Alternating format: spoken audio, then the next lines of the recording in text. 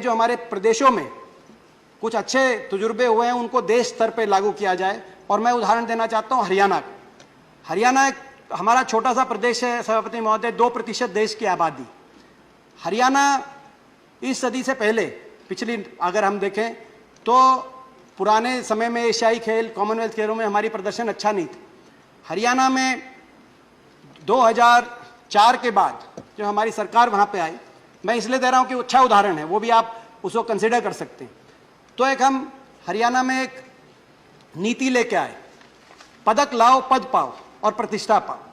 व्यापक स्तर पर उस नीति को हमने हरियाणा में लागू किया और जो 2% आबादी वाला प्रदेश है उसका नतीजा ये हुआ कि 2010 कॉमनवेल्थ गेम जब हुए तो कॉमनवेल्थ गेम में 39 गोल्ड मेडल में से 22 गोल्ड मेडल 2010 में अकेले हरियाणा प्रदेश के आए।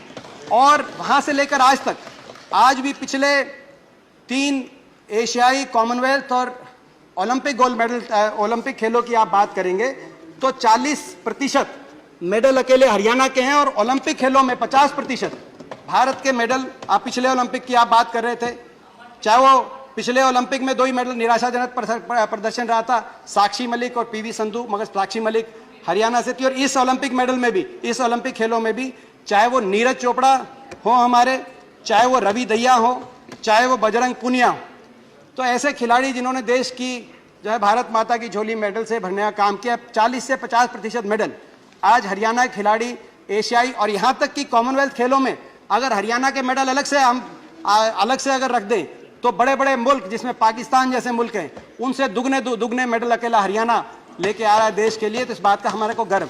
उसके पीछे नीति थी, 2-3 नीतियां, जैसे मैंने कहा पदक लाओ, पद और प्रतिष्ठा पाओ। 700 से ज्यादा खिलाड़ियों को सीधा डीएसपी, सब इंस्पेक्टर पदों पे नियुक्त किया गया था। उसके साथ हमारी एक नीति थी स्पैट, स्पोर्ट्स फिजिकल एप्टीट्यूड टेस्ट, हर स्कूल की बच्चे का अनिवार्य था। और अनिवार्यता के बाद जो 10% बच्चे सबसे टॉप में आते थे उनके 1500 से 2000 उनको स्टाइपेंड मिलता था, ताकि एक जो पहले जमाने में कहा जाता था कि पढ़ोगे लिखोगे तो बनोगे नवाब, खेलोगे कूदोगे तो होगे खराब, हमने उसको बदलने का प्रयास किया हरियाणा में और कहा कि अगर खेलोगे कूदोगे तो होगे लाजवाब, पढ़ोगे लिखोगे तो होगे कामयाब।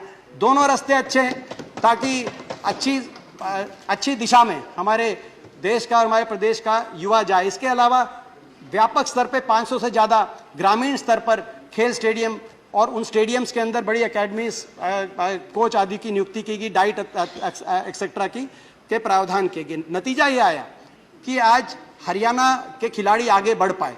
मैं अनुराग जी से ये आग्रह करूंगा कि मेरी मांग भी है कि ये जो कुछ नीतियां थी, आज खेलो इंडिया अगर आप देखें तो थोड़ा सा वो स्पैट से लगता है कि उसके कहीं ना कहीं कुछ अंश उसमें लिए गए हैं, तो हमें खुशी है इस बात की।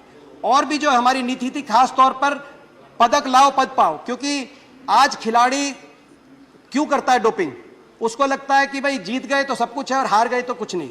मगर ये जो इस तरह की नीतियां बनती हैं, इसमें अगर खिलाड़ी एक लेवल तक पहुंच जाए तो भी अगर उनको पद से, सरकारी रोजगार से अगर उसको सरकारी रोजगार दिया जाए तो कहीं ना कहीं अपने भविष्य को लेके उसको उतनी चिंता नहीं रहती।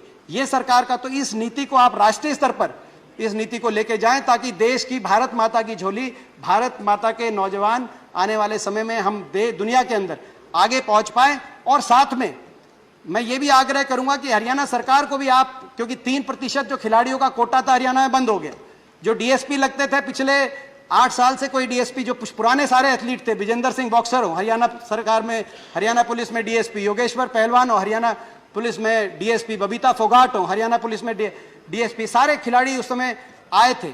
लेकिन अगर आप देखें अभी साक्षी मलिक, 2 ही मेडल आए थे ओलंपिक में, हमारी एक बेटी साक्षी मलिक थी, पिछले 5 साल से प्रयासरत है मगर उनको कोई नियुक्ति नहीं मिली।